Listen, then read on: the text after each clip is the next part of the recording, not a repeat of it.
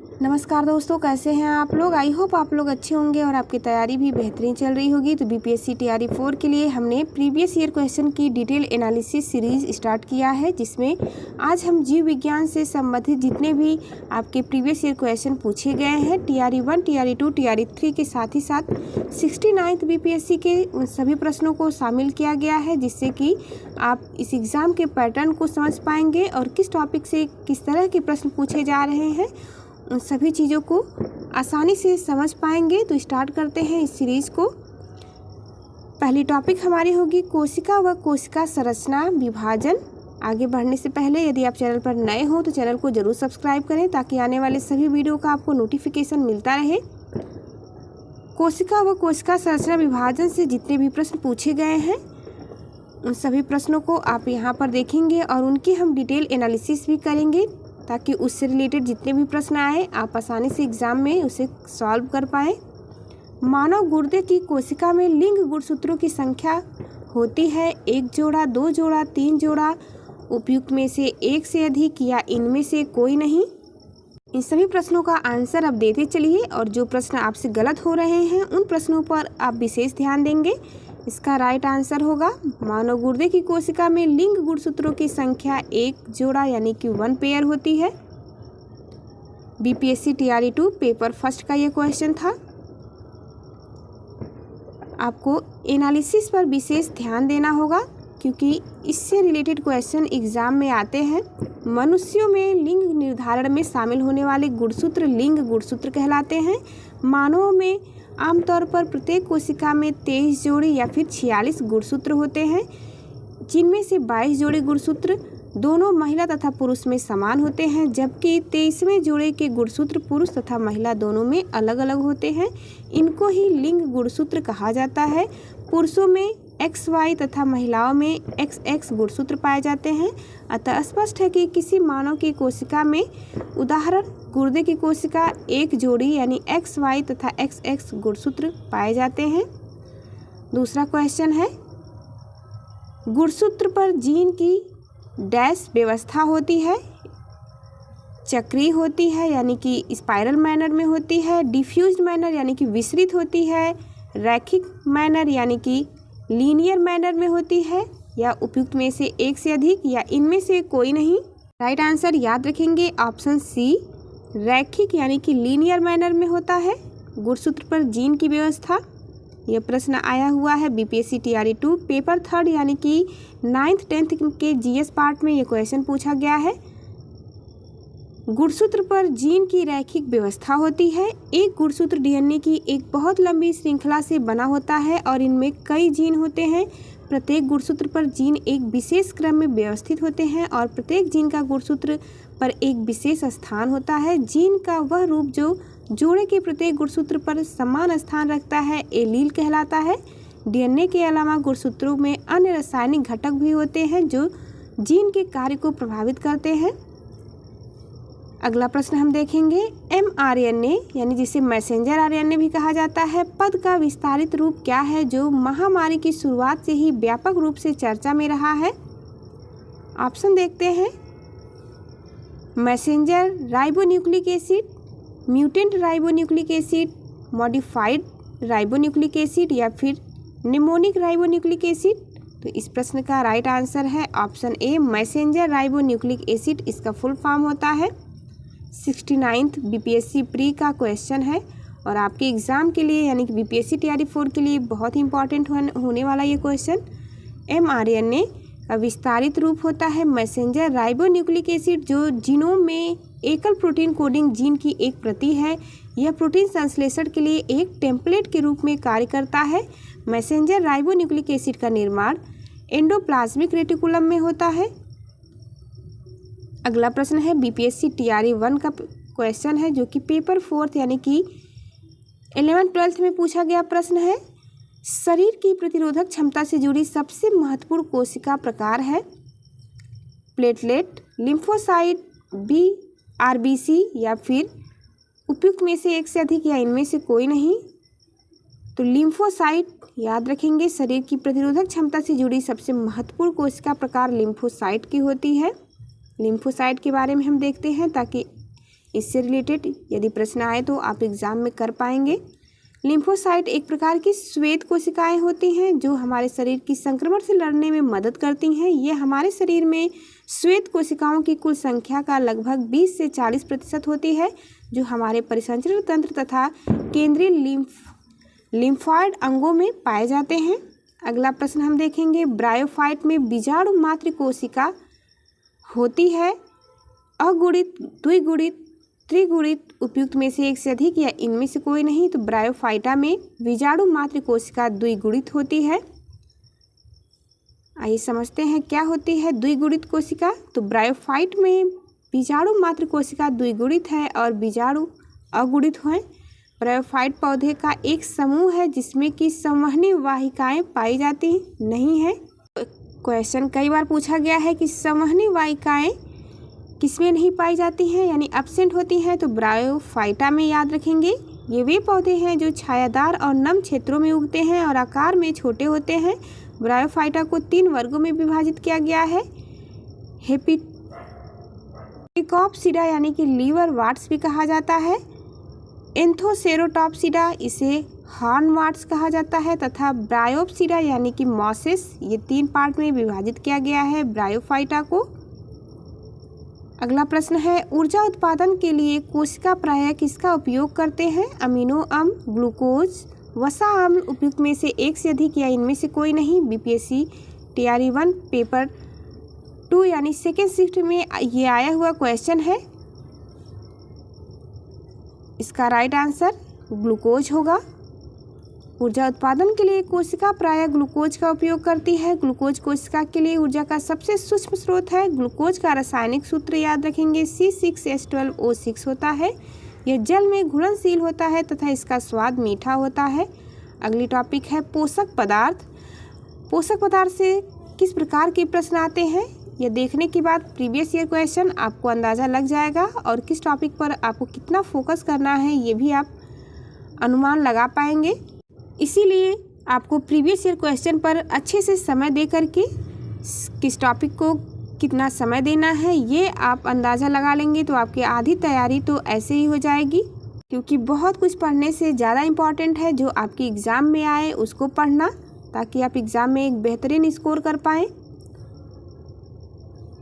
प्रश्न हमारा है, वह एंजाइम जो हमारे मुंह में भोजन के साथ मिलता है। ऑप्शन देखेंगे, इन सभी प्रश्नों का आंसर आप देते चलेंगे। जो प्रश्न आपको नहीं आते हैं उन प्रश्नों पर आप विशेष ध्यान देंगे, ताकि यदि एग्ज़ाम में दोबारा ये क्वेश्चन आए तो आपकी गलत ना हो। बीपीएससी टीआरई 2 का यह प्रश्न है, पेपर 2 में आया हुआ। ऑप्शन हम देखेंगे, पेप्सिन, पर ऑक्सीडेस, एमाइलेस उपयुक्त में से एक से अधिक या इनमें से कोई नहीं। इस प्रश्न का राइट आंसर है एमाइलेज। एमाइलेज पहला एंजाइम है जो हमारे मुंह में भोजन के साथ मिश्रित होता है। यह एक लार युक्त एंजाइम है। मुख में लार ग्रंथियां एमाइलेज एंजाइम को स्रावित करती हैं, यानी कि सिक्रेशन करती हैं। यह भोजन में मौजूद स्टार्च को पचाकर शर्करा बनाता है। स्टार्च कार्बोहाइड्रेट का पाचन मुख में शुरू होता है। एमाइलेज भोजन के साथ क्रिया करने वाला पहला एंजाइम है। विटामिन B12 का रासायनिक नाम क्या है? ऑप्शन देखेंगे, थायमीन, कोबालामीन, नियासिन या उपयुक्त में से एक से अधिक या इनमें से कोई नहीं।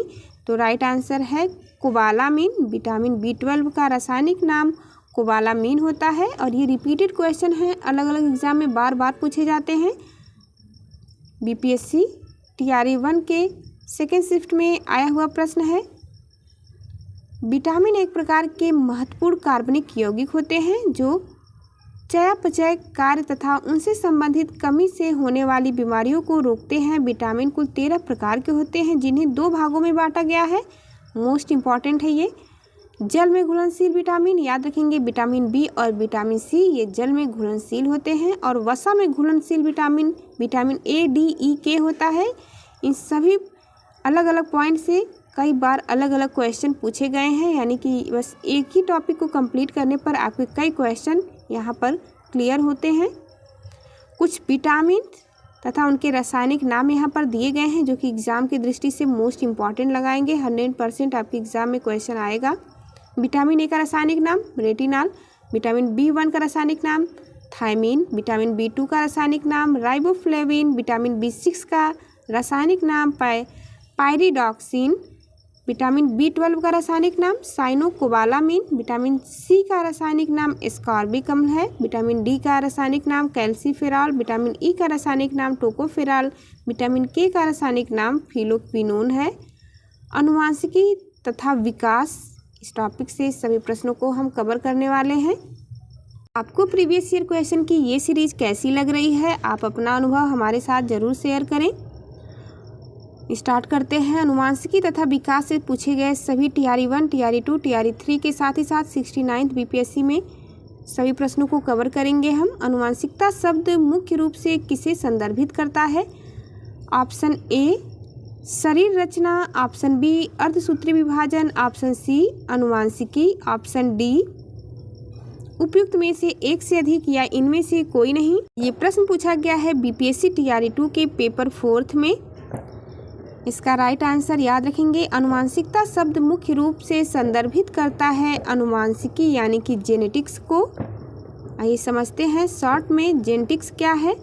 अनुवांशिकता शब्द मुख्य रूप से अनुवांशिकी को संदर्भित करता है ऐसे लक्षण जो पीढ़ी दर पीढ़ी संचरित होते हैं, अनुवांशिक लक्षण कहलाते हैं। अनुवांशिकता के बारे में सर्वप्रथम जानकारी ग्रेगर जॉन मेंडल ने दी, जिस कारण उन्हें अनुवांशिकता का पिता कहा जाता है। अपने प्रयोग हेतु उन्होंने मटर के पौधे का चयन किया है।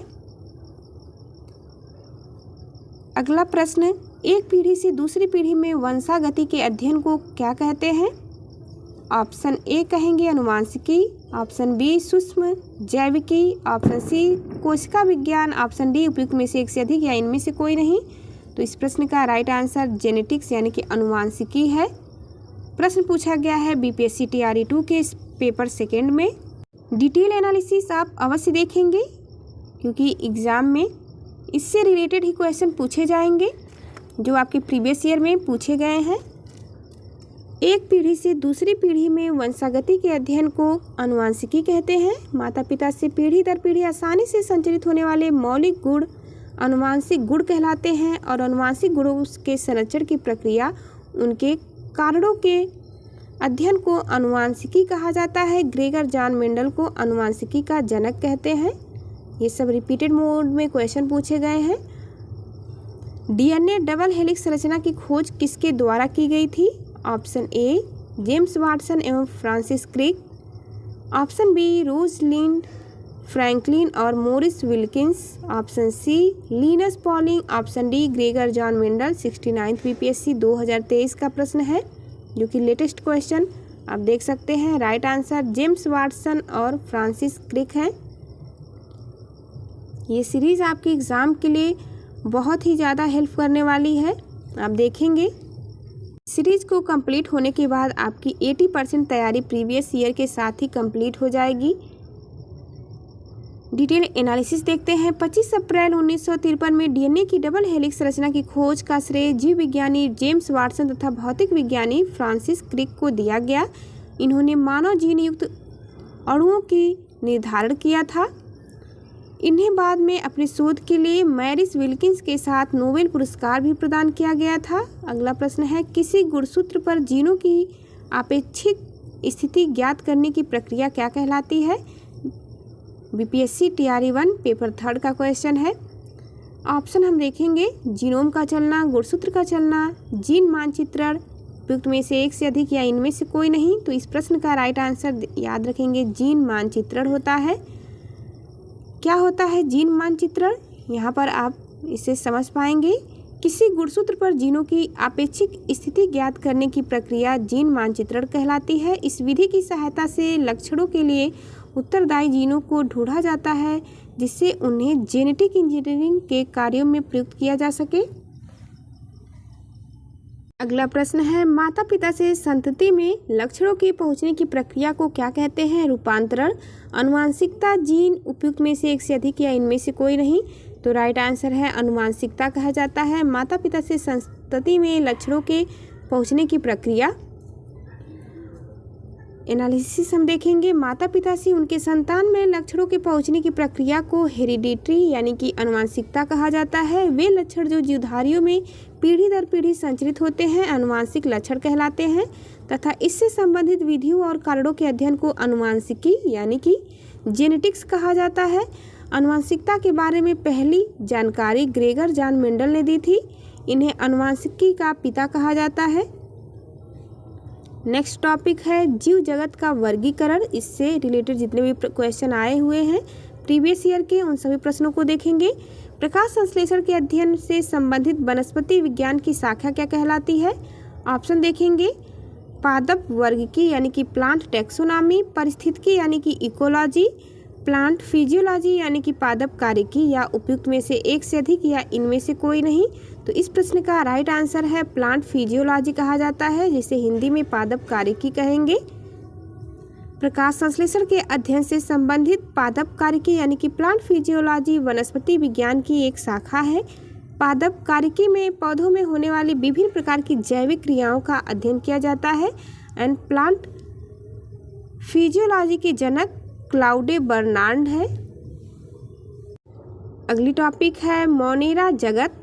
मोनेरा जगत से जितने भी क्वेश्चन आए हुए हैं इन्हें हम देखते हैं। मृत जीवों के अपघटक हैं वायरस, जीवाणु, कवक, उपयुक्त में से एक से अधिक या इनमें से कोई नहीं। बीपीएससी टीआरई 2 का यह प्रश्न है। उपयुक्त में से एक से अधिक राइट आंसर होगा। मोनेरा जगत के अंतर्गत वे सूक्ष्म जीव जो मृत पौधों और जानवरों को अपघटन करके उन्हें सरल यौगिक में परिवर्तित करते हैं, उन्हें अपघटक यानी कि डीकम्पोजर कहा जाता है। विषाणु, जीवाणु, कवक और प्रोटोजोआ अपघटक के उदाहरण हैं, अतः कि विकल्प डी यहाँ पर सही होता है। पादप जगत निम्नलिखित में से कौन सी एक फलीदार फसल है?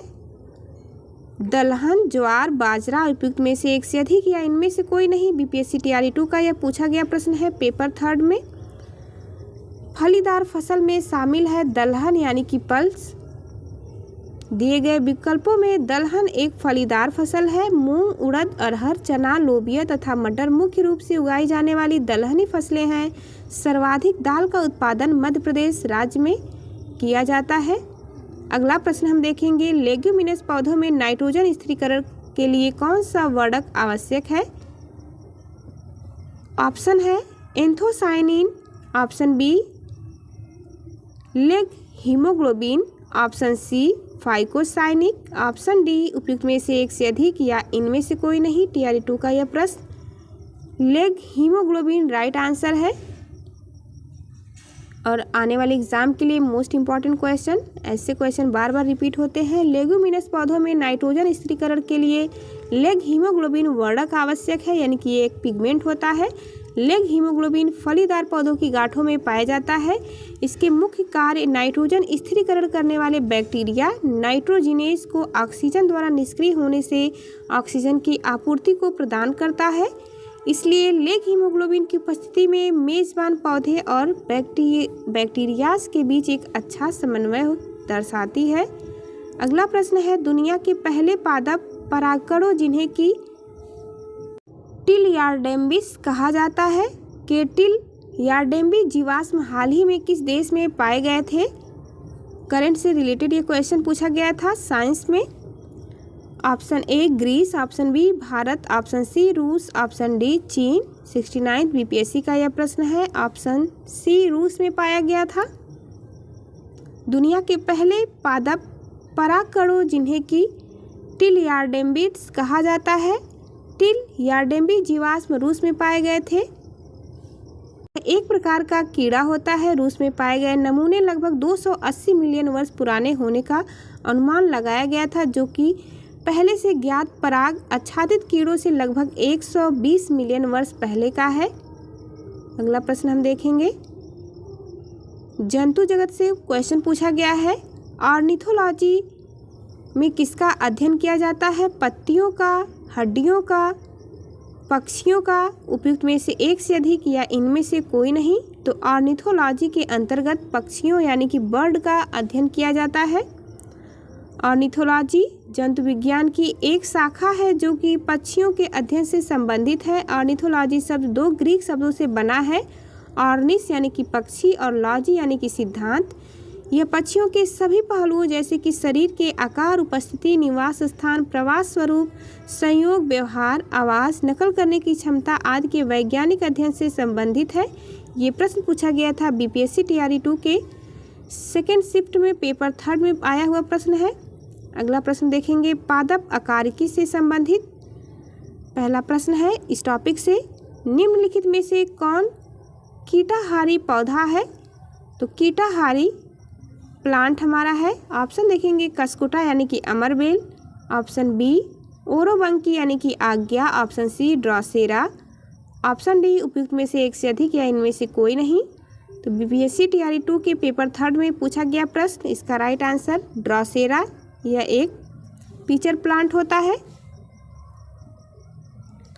ड्रॉसेरा एक कीटहारी पौधा है। इस प्रकार के पौधे अम्लीय भूमि तथा दलदली भूमि में उगते हैं। इनमें नाइट्रोजन की कमी पाई जाती है। अपने पोषण की कमी को पूरा करने के लिए कीट पतंगों को अपनी ओर आकर्षित करके उन्हें अपना आहार बनाते हैं। आज की PYQ एनालिसिस में बस इतना ही। चलिए मिलते हैं आपसे नेक्स्ट वीडियो में और अलग अलग प्रश्नों के साथ। तब तक जाते जाते चैनल को लाइक शेयर सब्सक्राइब करना ना भूलें।